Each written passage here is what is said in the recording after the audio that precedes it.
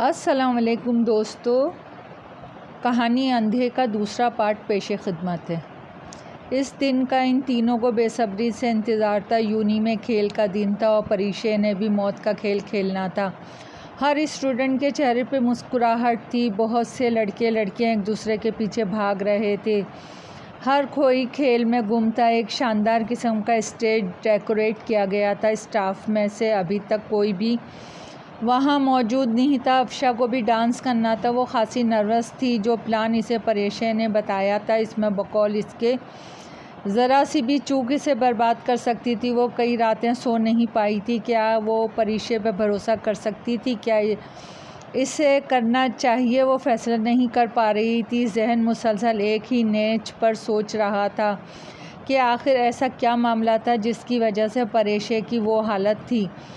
जो कुछ मैंने कहा था सब कुछ इसके मुताबिक होना चाहिए। वो अपने ध्यान में चलती हुई अपने डिपार्टमेंट की तरफ जा रही थी। अफशा के लिए ड्रेस का इंतज़ाम इसी ने किया था। तभी किसी ओर से वो बरामद हुआ और इसे सख्ती से खींच गया। वो चौंकी या डरी नहीं, बल्कि अब वो इन चीज़ों की आदी हो चुकी थी। इस बार में तुम्हें फ़िक्र करने की ज़रूरत नहीं है, मेरा काम है, मुझ पे छोड़ दो, वो बेरुखी से बोली। हाँ, जो करना है जल्दी करो, क्योंकि मुझसे अब सब्र नहीं हो रहा। इस छमक छल्लों को अपनी असलियत दिखाने का वो कुछ ज़्यादा ही गिरे हुए लहजे में कह रहा था। वो आंखें घुमा गई। हाँ, इंतज़ार रहे मुझे भी तुम्हारा मरता हुआ चेहरा देखने का, जिस तरह तुमने मेरी और मेरी बहन की ज़िंदगी बर्बाद की है और मुझे मोहरा बना के जितनी लड़कियों की आबरू की चादर तुम जला चुके हो, इसका हिसाब तुम्हें आज देना होगा। वो खोलते हुए जहन के साथ दांत पीसते हुए सोच रही थी, जबकि वो हमेशा की तरह आज भी अपनी बात करके निकल गया था। तुम इस अंधे लड़के से क्या बात कर रही थी? दूर से अफशा इसे ज़ाद यार के साथ खड़ा देख चुकी थी। तभी वो परेशान सी पूछ गई। कुछ ख़ास नहीं परेशे ने, ना इस बंदे से दूर रहा करो। ना जाने क्यों मुझे इसकी जानिब से खटका सा लगा रहता है, जैसा कि ये दिखता है वैसा है नहीं। वो इससे परेशान निगाहों से देखती हुई कह रही थी। ऊपर और परेशे इसका नकाबज़दा चेहरा देख के रह गई। काश कि मेरी बहन ने भी तुम जैसी गहरी निगाह पाई होती तो वो इसके फरेब में नहीं आती और शायद आज हालात मुख्तलिफ होते। हुए अफसरदा लहजे में बड़बड़ा के रह गई। वो यूनी की दूसरी मंजिल का कोई पुराना सा कमरा था। खाली तो नहीं था, लेकिन कुछ काड़ कबाड़ जो काफ़ी गर्द में लिपटा हुआ था। कमरे में दोनों जानिब खिड़कियां थीं। यहाँ तुम चेंज करोगी। कुछ देर बाद अफशा के साथ परीशे भी इस कमरे में दाखिल हुई। परीशे के हाथ में एक पंजाबी लहंगा था जिससे अफशा ने पहन के रक्स करना था। इसी वक्त कुछ खटपट की सी आवाज़ हुई। बेक वक्त दोनों ने नज़रें घुमाई। एक पुराने टेबल पर बैठे ज़ाद यार को देखकर अफशा की नज़रें ठिठक गईं। शिकवा किना नज़रों से वो परीशा की तरफ देख के रह गई। प्लीज़ कुछ मत बोलना, ये मेरे प्लान का हिस्सा है। वैसे भी ये अंधा है, इसके सामने चेंज कर लोगी तो उसे क्या पता चलेगा। परीशे अपनी अगली बात कदरे ऊंची आवाज़ में कह रही थी ताकि ज़ाद यार बाखूबी सुन सके, और अफशा का दिल तो उछल कर हलक में आ गया था। ये तुम क्या कह रही हो? अपने कांपते वजूद के साथ पीछे हटने लगी अफशा। प्लीज़ मुझ पे भरोसा रखो, तुम सिर्फ मेरे साथ दो, खुदा की कसम तुम्हारी इज़्ज़त पे आँच नहीं आने दूंगी। वो इसका हाथ पकड़े इसे यकीन दिला रही थी।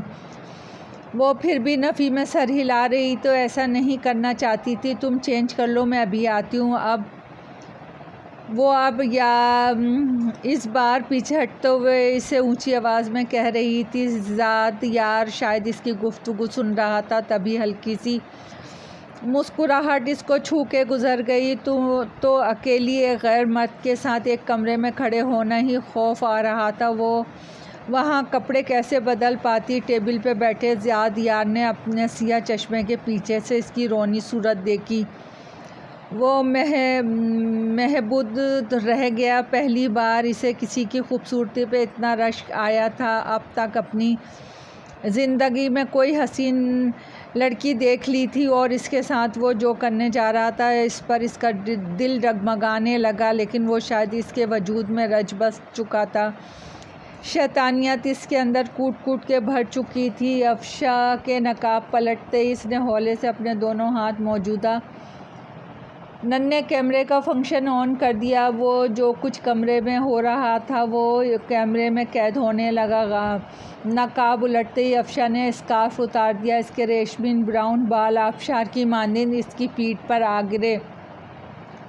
ज़ात यार की आंखों में चलता हुआ वो मंजर जैसे रुक सा गया। इससे पहले मज़ीद कुछ होता इससे चंद गज के फासले पर मौजूद खिड़की में से धुएं की पतली सी लकीर दाखिल हुई। इसके साथ ही धुएं की एक कसीर मिक़दार खिड़की के ज़रिए इस कमरे में दाखिल हुई थी। इससे पहले कि वह दोनों में उलझन पैदा होती वो दोनों ही इस बारे में सोच पाते। दोनों बदस्तूर खांसने लगे। धुएं की वजह से सारे कमरे का मंजर धुंधला हो गया था, कुछ दिखाई नहीं दे रहा था।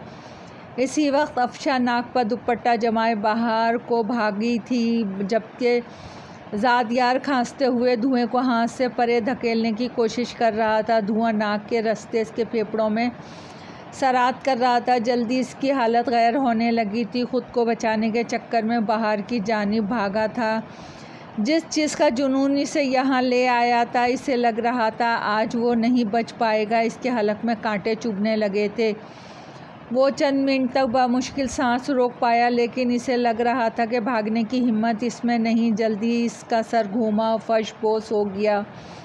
इसकी आंखें और नाक से खून आने लगा था। इसकी सांस हलक में अटक रही थी। तभी इसके कानों में लड़कियों की सिसकियां गूंजी, जिनकी मुस्कुराहटें इसने छीनी थी। इसे समझ आ चुका था कि इसके साथ वो क्यों हो रहा है और क्या हो रहा है, लेकिन इसके जिस्म ने इसे ये सोचने की मोहलत नहीं दी। इसका दिमाग मौफ हो गया और वो अपना सर ज़मीन के सुपुर्द कर गया। इसकी आंखें अब भी छत को घूर रही थी। प्यारी अफशा, मैं जानती हूँ तुम्हारे दिल में बहुत से सवाल मचल रहे होंगे। कई दिनों से तुम्हें वो सब बताना चाह रही थी जो शायद मैं तुम्हारे रूबरू होकर कभी ना बता पाती। जिस दिन तुम्हें पहली बार देखा था, बग़ैर सांस रोके तुम्हें देखती रह गई। ऐसा लगा जैसे मेरी छोटी बहन अलीज़े लौट आई हो। तुम जानती हो, तुम बिल्कुल अलीज़े की कॉपी थी। तुम्हारा बोलने का अंदाज़, चलने फिरने से लेके हर परेशानी को नाक पर से मक्खी की तरह उड़ा देने का अंदाज़ तुम्हें बिल्कुल इसी तरह इससे मिलता था। ऐसा लगता था तुम्हारी सूरत में मुझे मेरी बहन वापस मिल गई हो। ये बात मैं जानती हूँ कि खूबसूरती में तुम्हारा कोई सानी नहीं, लेकिन मुझे इस बात का अदराक भी चंद दिनों में हो गया कि तुम्हारा दिल भी तुम्हारी तरह बहुत खूबसूरत है। ज़ात यार को लेके तुम्हारे दिल में बहुत से सवाल होंगे। अम्मी अब्बू के गुज़र जाने के बाद मैंने अलीज़े को जिस तरह संभाला, ये मुझसे बेहतर और कोई नहीं जानता था। वो टूट के बिखर गई थी। अफशा, कभी कभार हम जैसे अपनी ज़िंदगी का सबसे भयानक पल समझ रहे होते हैं, वही हमारे लिए कुछ बेहतरी कर जाता है, और जिसे हम ज़िंदगी का सबसे खूबसूरत पल समझते हों, वो हमारी ज़िंदगी का सबसे बदतरीन लम्हा साबित होता है। ज़ात यार का अलीज़ा की ज़िंदगी में आना इस वक्त हम दोनों को एक हसीन पल लगा। अलीज़ा इन दिनों बहुत खुश रहने लगी थी। वो अपनी हर बात मुझसे शेयर करने लगी थी। मैं भी अलीज़ा की खुशी में खुश थी। बस हर वक्त इसकी तरफ से एक धड़का सा लगा रहता था। अलीज़ा ज़ात यार की मोहब्बत में इस कदर डूब चुकी थी कि मैं इसे वापस लाना चाहती तो भी नहीं ला सकती थी। बहरहाल मुझे इसकी खुशी अजीज़ थी, इसलिए चुप साध ली। जल्दी ज़ात यार की तरफ से निकाह का पैगाम अलीज़ा के लिए आया। वो दिन शायद मुझे इत्मीनान हुआ था, लेकिन ज़ात यार की तरफ से इसने चंद दोस्तों के अलावा कोई भी इसके निकाह में शरीक नहीं हुआ था। निकाह हो गया, लेकिन मेरे दिल में हज़ारों खदशे छोड़ गया। फिर वही हुआ जिसका मुझे डर था। अलीज़ा चंद दिनों बाद मदहोश सी रहने लगी। ज़ात यार का मुझसे लहजा रूखा फीका रहने लगा, तो मैंने अलीज़ा से मिलना कम कर दिया। और इस रात वो हुआ जिसकी पादाश में मेरे हाथों की ज़िंदगी बर्बाद हो गई। वो रात बहुत भयानक थी। इस रात में एक अनजान नंबर से मुझे फ़ोन आया था। मैंने कॉल पिक की तो वो दूसरी जानिब से अलीज़ा की खौफज़दा सी आवाज़ आ रही थी। वो कह रही थी, आप ही मुझे बचा लो, वो मुझे मार देगा। वो मुसलसल ये फ़िक्र दोहरा रही थी।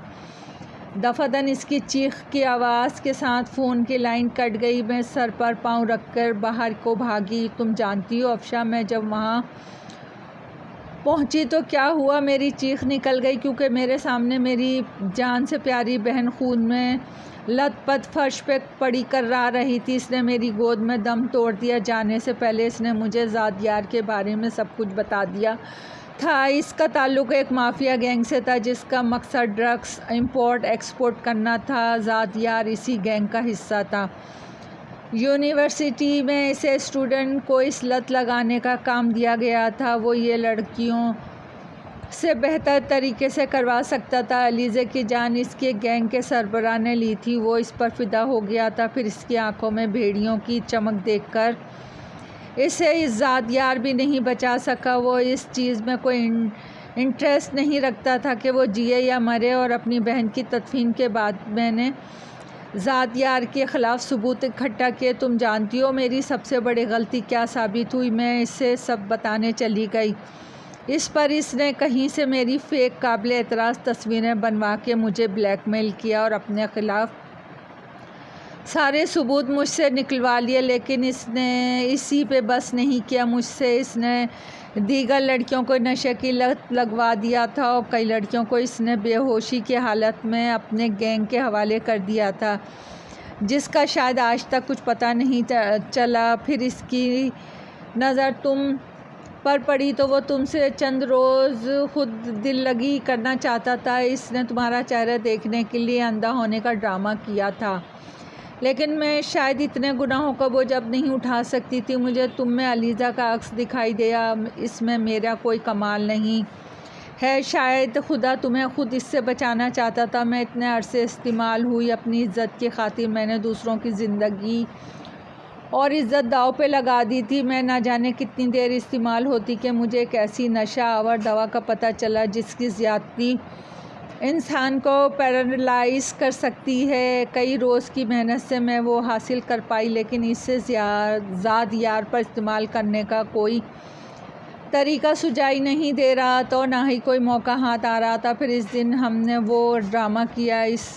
इसमें तुमने मेरा साथ दिया, खुदा ने भी, कि हम इसमें कामयाब हो गए। लेकिन अफशा, तुम्हारा दिल दुखाने की मरतकब हुई हूँ, इसलिए तुम मुझे माफ़ कर देना। तुम्हारे साथ बिताए हुए लम्हों में शायद ज़िंदगी मैं कभी ना भूल पाती, क्योंकि जब तुम ये पढ़ रही होगी तो शायद मैं इस दुनिया में नहीं होंगी, क्योंकि ड्रग्स माफिया गैंग को पता चल चुका है कि ज़ाद यार को पैरालाइज़ करने में मेरा हाथ है और छोड़ेंगे मुझे भी नहीं। तुम अपना ख़याल रखना, हमेशा हंसती मुस्कुराती रहना। खुदा तुम्हें खुशियों से नवाजे। तुम्हारी गुनाहगार दोस्त परीशे। खत पढ़कर उसने अपनी आंखों में आए आंसुओं को हथेली की पुष्ट से रगड़ा। इस कागज़ के कई टुकड़े करके हवा में उछाल दिए। बेशक अल्लाह बेहतरीन हिसाब लेने वालों में से है। खुदा पर हर परीशे को ज़ाद यार जैसे भेड़ियों से महफूज रखे, कहते हुए इसकी आंखों में आंसू एक बार फिर रवा हो चुके थे। दोस्तों, कहानी पसंद आई हो तो लाइक और सब्सक्राइब कीजिए। आपकी दुआओं की तलबगार।